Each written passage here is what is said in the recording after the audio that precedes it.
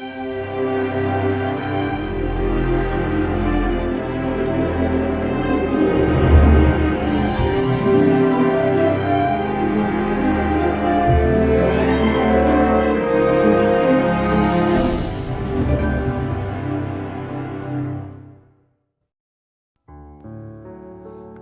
Samuel 4. Isi-Boset dibunuh.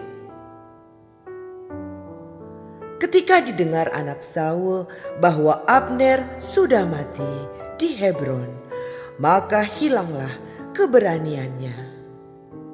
Dan terkejutlah seluruh orang Israel. Anak Saul mempunyai 2 orang sebagai kepala gerombolan. Yang satu bernama Baana dan yang kedua bernama Rekab. Keduanya anak Rimon, orang Benyamin, dari Beerot. Sebab Beerot pun terhitung daerah Benyamin. Orang Beerot sudah melarikan diri ke Gitaim dan menjadi pendatang di sana sampai sekarang. Yonatan, anak Saul, mempunyai seorang anak laki-laki yang cacat kakinya. Ia berumur 5 tahun ketika datang kabar tentang Saul dan Yonatan dari Yisrael. Inang pengasuhnya mengangkat dia pada waktu itu, lalu lari. Tetapi ketika terburu-buru larinya, anak itu jatuh dan menjadi timpang. Ia bernama Mefiboset. Anak-anak Rimon, orang Beerot itu, yakni Rekab dan Baana, pergi, lalu sampai pada waktu hari panas terik ke rumah Isi-Boset, ketika ia sedang berbaring siang hari. Kebetulan penjaga pintu rumah itu mengantuk dan tertidur ketika sedang membersihkan gandum. Demikianlah Rekab dan Baana menyusup ke dalam. Mereka masuk ke dalam rumah itu ketika Isi-Boset sedang berbaring di atas tempat tidurnya di dalam kamar tidurnya, membunuh dia lalu memenggal kepalanya. Mereka membawa kepalanya itu lalu berjalan semalam-malaman melalui jalan dari Araba Yordan. Kepala Isi-Boset itu dibawa mereka kepada Daud di Hebron. Dan mereka berkata kepada raja, "Inilah kepala Isi-Boset, anak Saul, musuhmu itu, yang ingin mencabut nyawamu. Tuhan pada hari ini telah membiarkan tuanku raja mengadakan pembalasan atas Saul dan atas keturunannya."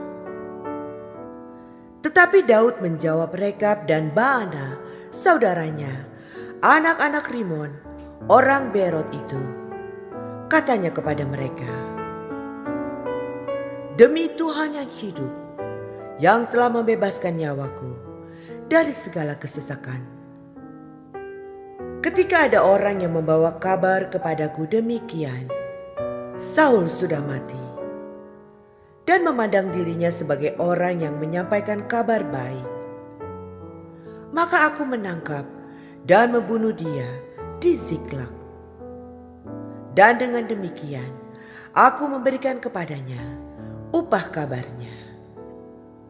Terlebih lagi sekarang, setelah orang-orang fasik membunuh seorang yang benar di rumahnya di atas tempat tidurnya, tidakkah aku menuntut darahnya daripada kamu dan melenyapkan kamu dari muka bumi?" Sesudah itu Daud memberi perintah kepada anak buahnya untuk membunuh mereka. Tangan dan kaki mereka dipotong. Kemudian mayat mereka digantung di tepi telaga di Hebron. Tetapi kepala Isi-Boset diambil dan dikuburkan di dalam kubur Abner di Hebron. 2 Samuel 5. Daud menjadi raja atas seluruh Israel. Lalu datanglah segala suku Israel kepada Daud di Hebron dan berkata, "Ketahuilah, kami ini darah dagingmu. Telah lama ketika Saul memerintah atas kami, engkaulah yang memimpin segala gerakan orang Israel. Dan Tuhan telah berfirman kepadamu, engkaulah yang harus menggembalakan umatku Israel. Dan engkaulah yang menjadi raja atas Israel." Maka datanglah semua tua-tua Israel menghadap raja di Hebron. Lalu Raja Daud mengadakan perjanjian dengan mereka di Hebron di hadapan Tuhan. Kemudian mereka mengurapi Daud menjadi raja atas Israel. Daud berumur 30 tahun pada waktu ia menjadi raja. 40 tahun lamanya ia memerintah. Di Hebron ia memerintah atas Yehuda 7 tahun 6 bulan. Dan di Yerusalem ia memerintah 33 tahun atas seluruh Israel dan Yehuda.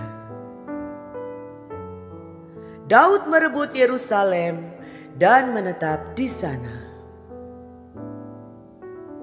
Lalu raja dengan orang-orangnya pergi ke Yerusalem, menyerang orang Yebus, penduduk negeri itu.